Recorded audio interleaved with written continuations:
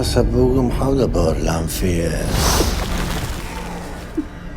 Wait. So is she's gay for Rand or Lewis there in Delamon now?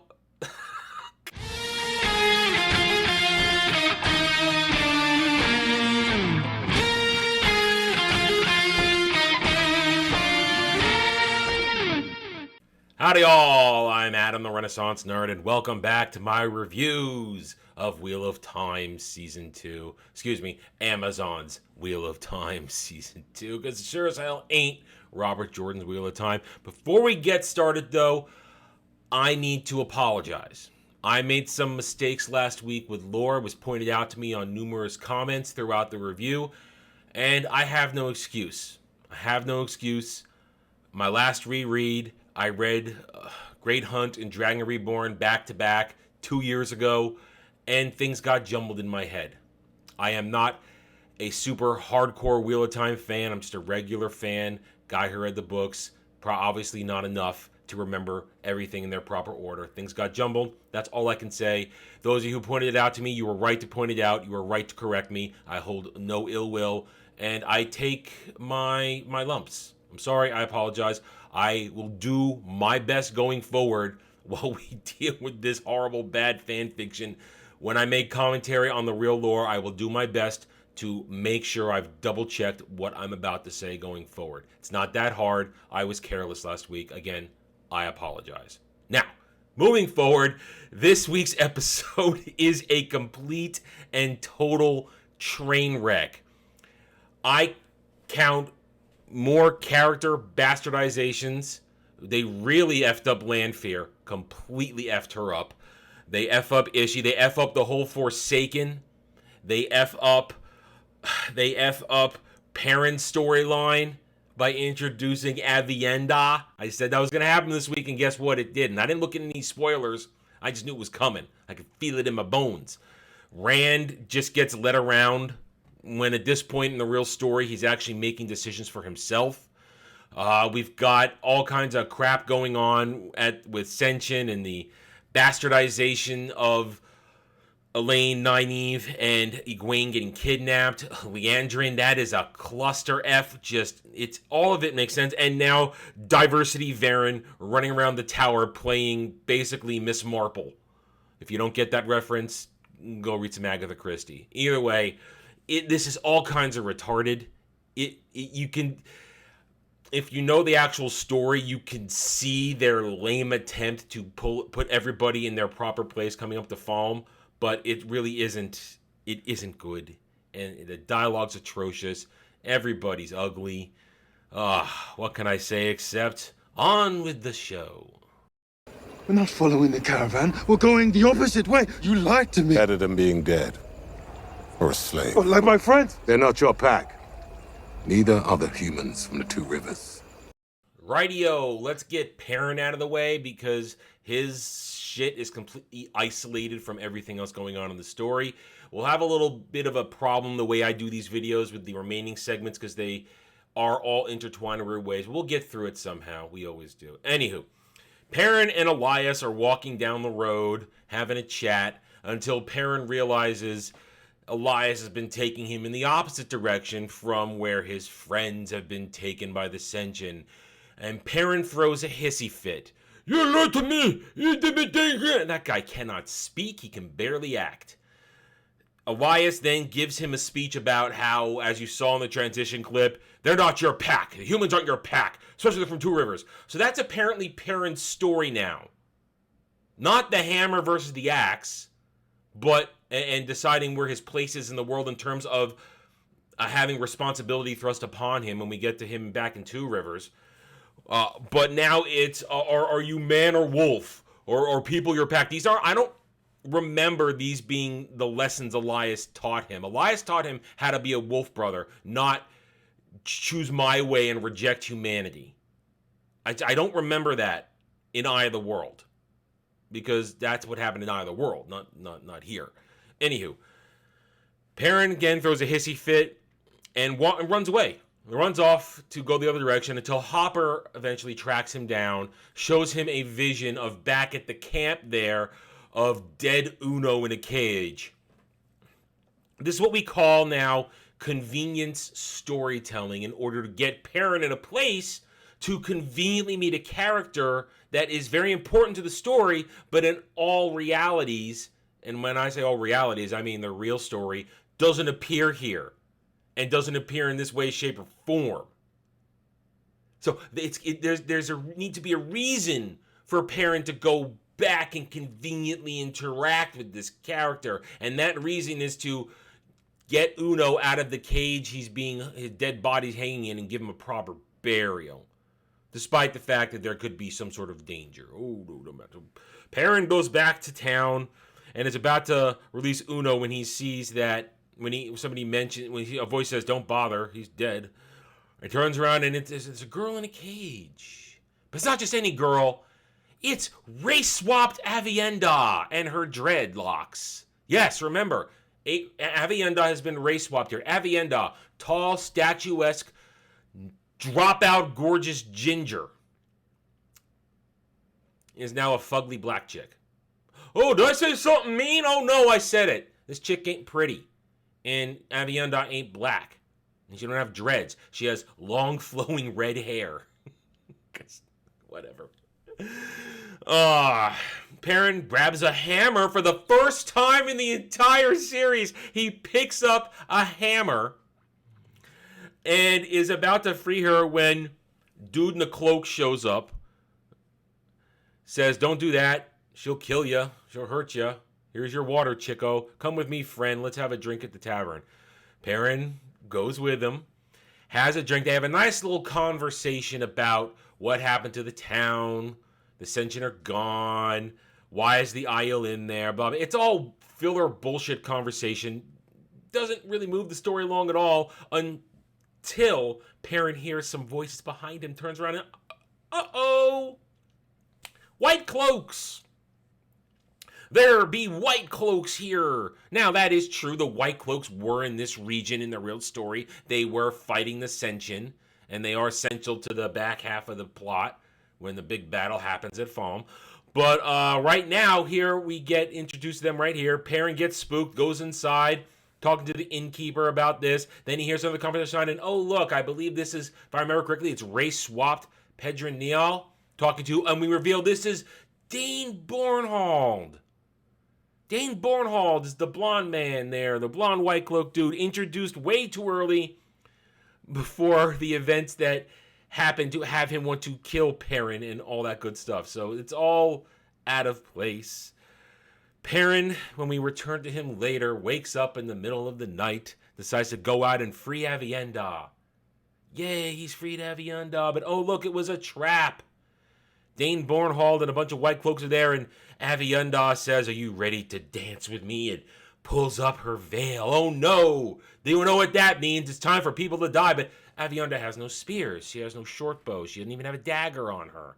Because those are the weapons that an Aiel uses to slaughter everybody. Dane Bornhold actually says an important thing.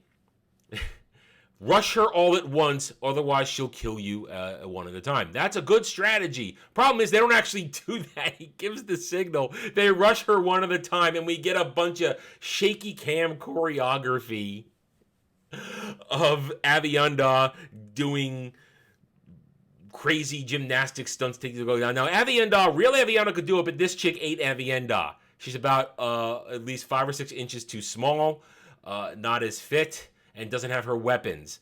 Aviendha doesn't actually kill anybody. Perrin picks up a hammer and starts fighting him off. He has his wolf eyes. Woo! And eventually, Dane Bornhold and Aviendha go toe-to-toe, and she beats him by dodging and disarming him. And she's about to kill him with his axe. But Perrin stops her, and they run off. But before we go to the next scene, by saying, "You owe him. He gave him water. Show mercy, blah, blah, blah." Dane looks at him and says, "What are you?" Look in his eyes. "What are you?" "I'm nobody. We're going to leave now. Bye." Now, let's just take a moment. And now, again, Aiel are the deadliest warriors in this realm, in this world at this point. One Aiel is worth something like 20 or 30 regular soldiers in the regular outside the wastes. Now, Aviendha should have no problem killing these guys, taking them down. But the way they do it, it's really stupid and annoying. And then they're about to have her kill the dude with an axe. Now, I was kind of hoping they'd have her try and kill somebody with a sword, because then that would have been the breakiest of breaks yet. But no, but she's about to thrust the it's kind of like a tip of the axe between the crescent blades. I don't know what to call that. I'm not a weapons expert. She's about to thrust that into him, and she stops when Perrin stops her. She was going to kill him in that. I'm fairly positive that for an Aiel to kill anybody with anything but either their hands, a dagger, a short bow, or their spear, their short spears, is no bueno. It's not good, because she wouldn't do that. So anyway, they escape, and when we come back to them later in the episode, they're sitting around a fire eating food. Hopper's there too, and they have a nice discussion about basically the show's quick and dirty way to explain tow to everybody, the Aiel version of debt, and that her water is his. And she makes a joke about, I will do anything for you, and about sleeping with him. Oh no, don't sleep with him. And it's just ridiculous and stupid, because I am fairly certain that Aviendha was a virgin when she jumped Rand's bones in Fires of Heaven. Pretty sure. I don't remember any mention of her getting busy with anybody else. I might be wrong, but I'm pretty sure that was both their first time in the Fires of Heaven. So her talking about being ready to sleep with Perrin, again, this show's horniness knows no bounds when it comes to breaking character lore. But they have this whole big talk about, oh, I'm going to follow him, and she'll go with him. Again, that's it.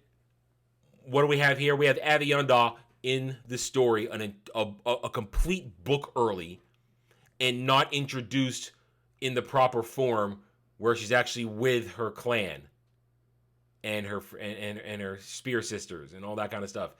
And in a complete stupid. Aviendha would not have been captured like that. She was too good. It's abomination. It's abomination. And this chick is playing Aviendha totally wrong. Totally wrong. That's all I have to say. Let's move on. What do we got next? I think it's I don't know. Let's see. I don't know. It's all crap. Your son is dying. You've betrayed your sisters. And you're sitting in the dark trying to justify yourself to a woman you kidnapped. Was your price worth all this? What we have here, these next bit of plots, I say that very lightly because this is all bullshit. We're putting together Lady Suroth, Nynaeve, Liandrin, Egwene, Elaine. We're putting them all together in one little part here. And what we have here is a whole lot of wrong, with one little part at the end that is somewhat accurate, combined with then total bullshit. Let's get right to it. We start with the actual beginning of the episode. Suroth with Ishi by her side. They keep pushing this shit. Ishi by her side, going before High Lord Turok, with Ingtar and Loyal right behind her. She has been summoned before Turok to answer for her disobedience for stretching out that far with the incident where they captured Perrin and the Shienarans and all that stuff. Turok basically talks down to her. It ends up with him cutting off her super long nails. Apparently, it's not. I mean, obviously, it is a piece of prop work attached to those rings, those fittings on her fingers, but they are actually her nails, not part of that. It's supposed to be her actual nails, and now she's been insulted. She's had her nails cut off. She cannot be presented to him until she looks worthy once more. She's upset. Meanwhile, as she goes pushed off to the side, Ishi takes over, says, "My Lord Turok, I bring to you a great gift." And here comes Padan Fain with the horn. Now, in reality being the books, Padan Fain did deliver the horn and the contents in the box with it to Turok in the books. He did that. But at that point in time, he had broken from the shadow. He no longer works for the Dark One. He no longer works for the Forsaken. He is his own abomination. But nope, right here, he is clearly a good little toady for Ishii. Fine, you've ruined Padan Fain for good now. Turok opens it up. We now have the horn. The world will be ours. Now, of course, they're painting the sentient in the eye of we are doing this for the light, when in fact they are being manipulated by the shadow. Whatever.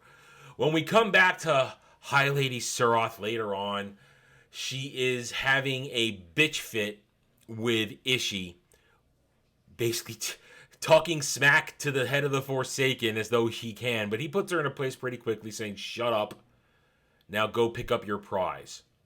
What's her prize? We cut now to the ways. We're in the ways. Liandrin, just Liandrin, not Liandrin and other Black Aja, just Liandrin, which is what actually did happen in the books. Again, I was wrong last week. I messed it up. I'm sorry. She's taking the kidnapped heroine trio to the Sentient as a gift to Suroth, who is a dark friend, but not serving Ishmael. I always want to say Ishmael. Excuse me. What we get here now, again, is breaking from everything. Little conversation between not Nynaeve, between cowardly Nynaeve, between constantly I look like I'm shitting myself, Nynaeve, and Liandrin, where it's revealed that Liandrin is Black Aja. They don't quite say it here. They say it later in the episode during Miss Marple time. I'm Black Aja. You weren't trying to court me for the red. You were courting me for the shadow. Oh, what could make you turn from the light, betray your sisters? You have no idea what it's like to lose something. And what you will do, you're breaking point. Blah, blah, blah. Oh, you're doing it for your son. Whoa, what did I say last week? What did I say last week and the week before? They're setting up Liandrin to be a sympathy villain. Oh, she has her reasons. She's helping out her son. That's why. And oh, look, in a minute we're going to say she's not all bad because she arrived when we now have Suroth picking up her packages from Liandrin. Comes out of the way gate. There they are waiting. Instead of exchanging in town like it happens in the books, whatever. Hands him over. And basically now, Liandrin and her chinny chin jaw chin has a bitch fest against Suroth. They're both basically saying, I'm going to rule you. No, I'm going to rule you. I'm a bigger dark friend than you are. No, I'm a bigger dark friend than you are. You're going to bow at my feet. No, you're going to bow at me. We have a girl boss off, basically. It's a girl boss off. They're both insufferable. They're annoying.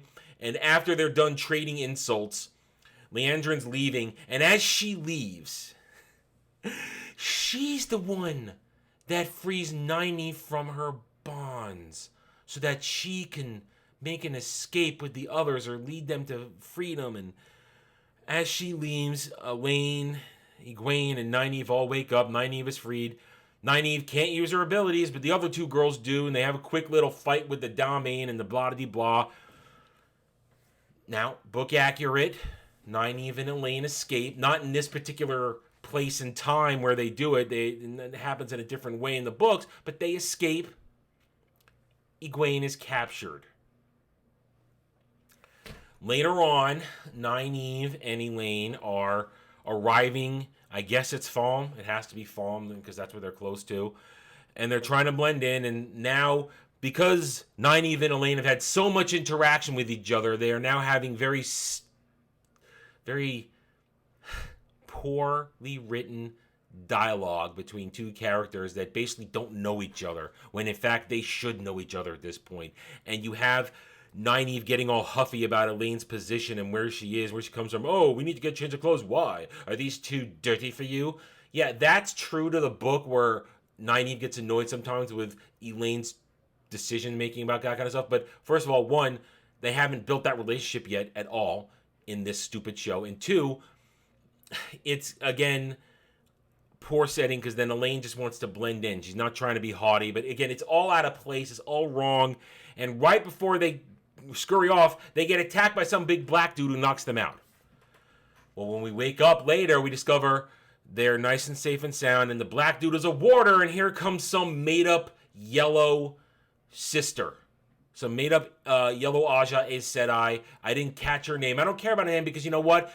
There were no sisters to help them in there. There were none. Because the sisters that do help are coming from a different direction with a different group. Varen, who isn't even going to be there. Moiraine, who is off doing other shit we're going to find out. And other sisters that were with Varen and Moiraine, they're off doing shit. This yellow sister who picks them up and helps them doesn't happen. In reality, Nynaeve and Elaine are on their own. Working with Bael Doman, of all people, who was introduced couple episodes ago and is now effed off because he did his part. He's not going to be important anymore. He was there to be girl bossed by Moiraine when the season started. So instead of working by themselves to try and free Egwene, who's been captured, and later get help from Mat, no, the girls, they're now going to be shepherded by a made-up Aes Sedai, as far as I know. Whatever. Okay, that's it. You now understand this is all bad fan fiction. Terrible, bad, stupid. I think we're done here. Moving on. Oh, goodness, yes. Here it is. A visit to Elaine's home in Camelin. The 3 was signed out just the other day. That seems worth remembering. Now, here's a quick one. This one won't take very long because guess what? It's more made-up fan fiction. This little plot arc never actually happens in the book. At least not this way. This is not how the Black Aja is discovered. They've created a little side plot. Oh, we can't possibly do 14 books worth of content. How are we supposed to do that? Let's just make up more shit. That never happened. We come upon Diversity Varen, who we're going to call Varen Marple going forward for this little segment. Varen Marple has arrived at Tar Valon, and she goes to visit some of her brown sisters. One happens to be an Asian woman with an Irish accent. Yeah. And the other is a midget. We are just checking diversity boxes all over the place here. There's nothing wrong with little people. I'm glad they can get work. Because thanks to, what's his name? Who tanked it for the 7 magical creatures in Snow White. I don't remember his name anymore. I don't care. But, you know what I'm talking about. So, you got work, but I don't remember there being any midget Aes Sedai. There's midget Aes Sedai now. And they all start to get drunk. Now, Varen's talking about how I'm here to find out some stuff. I'm here to find out what's going on in the tower, blah, blah, blah. Varen eventually in this episode goes to speak with Sheriam Sedai, and Sheriam, the old bat, doesn't seem quite right. She's questioning her about wanting to see Elaine, Egwene, and Nynaeve. Of course, no one can find them. They're missing. Why? Because Liandrin Chinny Chin Chin has kidnapped them. What happens, though, is now Sheriam is caught in not a lie, because they all took the oaths, they can't lie, but in perpetuating the lie that she doesn't know is a lie. That Elaine, Egwene, and Nynaeve have gone to Camelin for Elaine's brother's Gowan naming day. That's why Gowan is mentioned. We haven't seen him at all, but he's been mentioned. Will we see him? Don't know. Who knows? They've been on their way, and then they've been gone. And here it is in the books. Look, it's in the book right here. It's fine. See? It's all kosher. But of course, Varen Marple knows something is wrong. And while she gets Sheriam out of the room on some busy work to go find a book, in comes Asian Irish Sedai to read the journal, or not journal, the logbook. Apparently she's got eidetic memory, perfect memory. And then later on, sitting with Varen Marple, discusses how, wait a minute, it says right here that it's Sheriam and that's her handwriting, but we can't lie, so she wouldn't be able to do that. But what if she was compelled to? That's right. But a sister can't compel. That's against the rules. Oh, Black Aja, Black Aja, Black Aja. The Black Aja's been introduced, everybody. Now it's a real thing. There it is, the Black Aja. Everybody beware. Well, next we get back to Varen later on. She is encountering Liandrin because she and Asian Irish Aes Sedai said, we need to find out which Aes Sedai have left the tower. Well, Liandrin is apparently returned to the scene of the crime and gets busted by Varen Marple.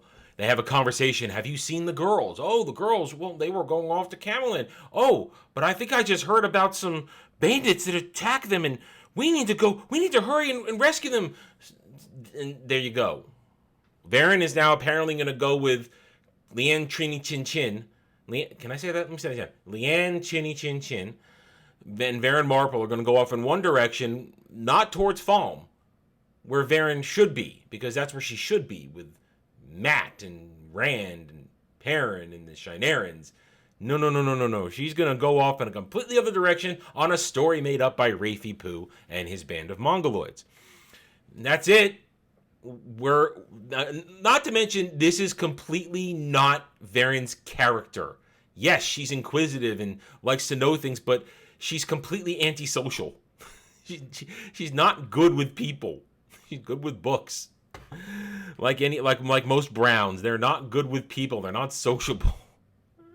This is ridiculous. But now we get to talk about Rand, Moiraine, Lanfear, and Ishii. Yes, that is a combo that we're going to go through right now, and it gets weird because it's all made up. None of them are behaving as they should in the books. None of them, there's a lot of lore break in here. And it's just, none of it actually happened in the story. This is not Rand, Moiraine, Lanfear, or Ishii's story in this. It's retarded. All right, let's go. Stories from before the breaking are vague, because so much has been lost, but every single one that mentions Lanfear agrees that she loved the Dragon Reborn, and that he loved her before he met his wife. But she was a dog friend. Only after he broke her heart. Are you ready for this? I sure as hell wasn't. Remember last episode, we left off with Rand and Moiraine running for their lives from Lanfear, who apparently now has Wolverine level healing factor. She can regenerate. She's unkillable. I guess, remember, that's the rules that they're setting up for the Forsaken in this abomination. They're running for their lives. Lanfear regenerates, scoffs. Oh, I hate having to be so mundane. Let's forget the fact that Lanfear knows all the tricks from back in the olden days, Age of Legends. She can teleport, she can fly, she can ride the discs, she can do all that shit. She doesn't need to ride a horse to chase after them. No, we're just going to make her physically immortal. And let's forget all her other stuff. Moiraine and Rand come to this stable where some fat chick is minding the horses. Moiraine orders her to give her the horses under the power of the Amerlin seat. And as the stupid fat stable woman goes to get the horses, we get a quick lesson of Lanfear. Boiled down Lanfear. Lanfear is super powerful. She's merciless. She's a killer. She's the master of the Tel Roy, the dream world. She's the master of that. You can't go to sleep, because once you go to sleep, she's yours. We'll get to that later. We'll talk about that at the very end. Okay, we'll think about it. And now we have to hurry because she'll keep coming after us no matter what. Because she wants you or wants us, whatever. They ride off into the night. Lanfear eventually gets to the stable because there was an extra horse, and Moiraine ganked it. I didn't know she was that tough, says Lanfear. But as she goes outside, some poor schlub rides up on a horse, who then ganks, and we get a comment from her. Oh, I hate riding horses. It's so mundane. Well, then why don't you teleport? Why don't you use a gateway? Why don't you use a disc? You're capable of all that stuff. You're Lanfear. Ah, forget it. What happens down the road is Moiraine and Rand ditched their horses and had the fat stable woman ride them on ahead. Lanfear catches up to the fat stable woman while Rand and Moiraine go back to Carrion. Lanfear, for no reason whatsoever, after questioning the fat stable woman about where they went, she says Tarvalin. She then uses the power to stitch her lips shut. I won't tell anybody. I know you won't. Ha ha, I'm evil. Ha ha ha. Aren't I evil? Ha ha ha. Then she rides off. When next we arrive with Rand and Moiraine, they've arrived at Carrion, back at House Damandred, where her nephew and her sister are happy to see her. We get a lot of schmaltz and bullshit about, why can't you stay? We can't stay. We have business. It's all filler conversation until Moiraine and her sister are alone in Moraine's room, where her sister offers to help get her cleaned up, and starts saying, why are you doing this? What's going on? Can you tell me? I can't tell you. Oh, come on. You can tell me. I'm your sister. Fine, I'll tell you. Rand is in danger. She lies. This shows you that, yes, she is still compelled by the three oaths, where she doesn't quite lie, but she twists the truth. Just says Rand needs to be protected. He has to keep out of danger. And I'm afraid I'm going to bring this danger down upon you and the entire city. It's going to be terrible. Then her sister says, but you've always been so strong. You've always known what you're doing. For the first time in your life, I see you now. You don't know what to do next, do you? But let me give you some advice that my older sister once gave her. Maybe you're trying too hard. Maybe you don't need to do what you have to do. Maybe there's another answer. And Moiraine goes, that's it, you're right. So basically, Moiraine gave her sister advice 40 years ago that her sister gives her now. So Moiraine is basically so awesome that her own advice is, she gave herself advice 40 years ago. I know, it's retarded. That's how bad all of this is. Anyway, we now cut to Ishii. Ishii, and you saw this in the opening clip of the video. Ishii is lying in bed with Rand, and it looks like he's about to jump his bones, but it turns out it's Lanfear, and they're in Ishii's dreams. Before we go any farther, apparently Ishii has had dreams where he's gay with Rand, or maybe gay with Lews Therin. I know. Fuck these people. Fuck Rafe Judkins. Fuck these people. Turns out to be Lanfear, now with her hair cut short and a lot of eye makeup on to make her look evil. They have this now long drawn-out conversation about why they're working together. Here's where the lore break really comes in. We talked about this last review. Let's do the recap then. The Forsaken, while all working for the Dark One and working for the Shadow, don't really like each other. They don't work for each other. They don't have alliances. And when they were sealed at the Boar, when they were sealed at Sheol Ghul, they were all sealed out of order. Whoever was closest to the surface. Lanfear was way far down below. Ishii was at the top, which is why he broke free and was mucking around the world for a few hundred, for 1,000 years or so. But Ishii was insane. Man, this Ishii's perfectly sane. Real Ishii in the books was nuts. He was out of his gourd. He thought he was a god. And he was using too much of the true power. He was crazy. But this Ishii's just fine. He's completely sane. And he's the one unlocking the seals of all the Forsaken. And in their conversation, they talk about why he freed Lanfear. Because Lanfear, even though she's going to betray him at any moment, will work with him to feed her own goals. That of having Rand. Because Lews Therin, she needs him back. And she will get him back through Rand. But during that moment, we hear other Forsaken mentioned. They mention Moghedien. They mention Grando. They mention the boys. All in Lanfear talking down to the rest of them, which is true. Lanfear would talk down about the other Forsaken, but not in this manner. Moghedien's insane. Grandil's a narcissist. Yes, Grandil is a narcissist. The boys couldn't pull off a plan if they were compelled. So apparently it's just, as opposed to in the real books, Raven, Damondred, they're all pulling off their schemes until Rand gets in their way. You know, they all got their schemes that they're working on. That's how it works in the books. The Forsaken are all doing their own thing, loosely working with each other for the greater evil good.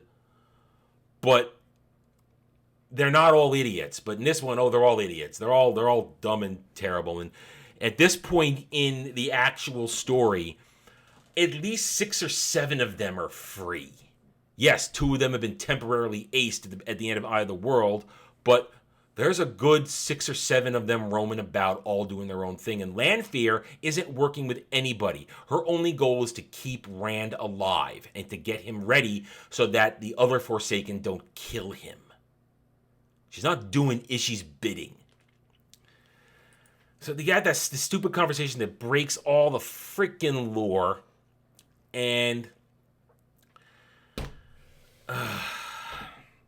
eventually it just ends with her saying, I'm going to hang out here waiting till my real prey goes to sleep, and you now have to wake up. Ishi's then woken up, and now we conclude another part from earlier. Ishi wakes up. He's summoned to speak to Lord Turok, where Turok's trying to figure out where Ishi came from. We're trying to figure out where Ishi came from, too, in this story, because he doesn't belong there. Excuse me for the hiccup. Ishi basically, to get over this part quickly, tells Turok, please accept Lady Suroth's gift for you. Turns out it's Egwene. Yes, Egwene has been captured. That is story accurate, but not in this quite way. In the books, Egwene is just shoved in with the rest of the Damane and tortured and beaten down and tried to be broken by her Sildam. And we get them putting on the collar. We see them put the collar on, which now is some sort of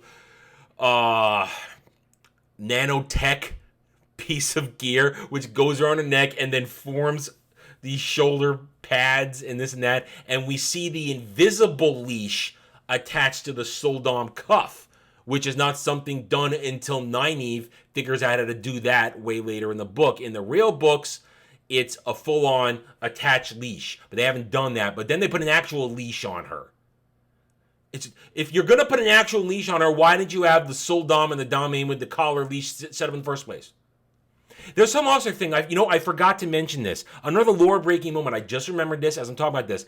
They set this up earlier on. Remember I was talking about Lian Chinny Chin and Suroth having their girl boss off? They're talking about the One Power and how it's controlled by the Sentient. I think they let it slip in that conversation that the Sentient know that a Soldam can access Cider, the One Power. I think they let that slip when in fact in the books, that's something that is an earth-shattering discovery later on that allows for a breaking of between Soldam and Damane. So it's the fact that it looks like they're going to that, you just again ruined a great plot point later on. It's wow. Anyway, you see Egwene being tortured, then we cut away. Now, back to Rand and Moiraine.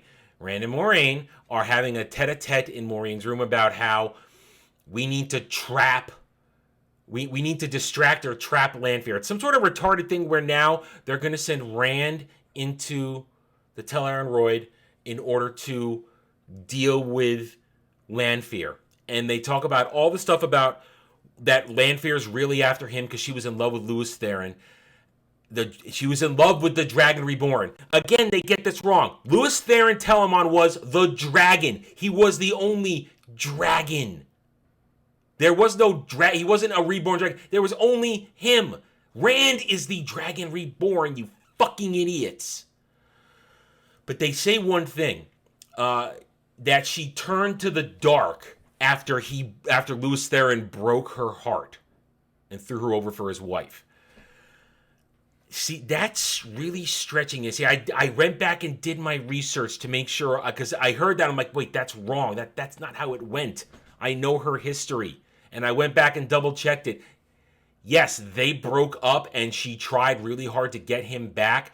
He broke up with her because of her lust for power, and that she used him as a trophy, as a toy, as a reflection of her status. And in the actual lore, she went to serve the dark because she wanted more power, because she wanted access to the true power. She was the one that creates the boar with another person. I forget their name. She opened the boar to get to the true power, which released the Dark One. She did, and she was the first Forsaken to swear her oath to the Dark One. She didn't go to them because she had her heart broken. So apparently, Lanfear's only evil because a man broke her heart.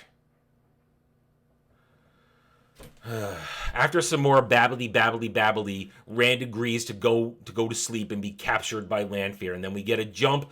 We've seen this in the trailers. Rand is up on a wheel of pain, and there's Lanfear.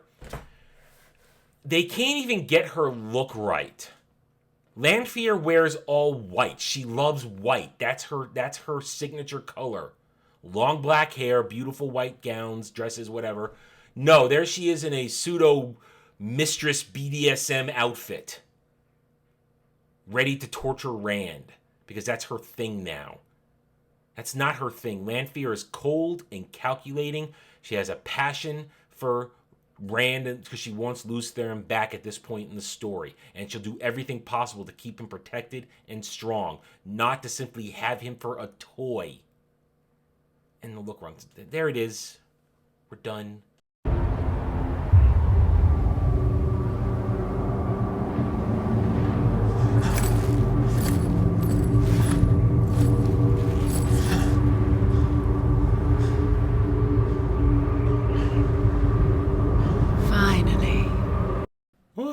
I'm glad that's over. I'm pretty sure I got all my lore points right this week.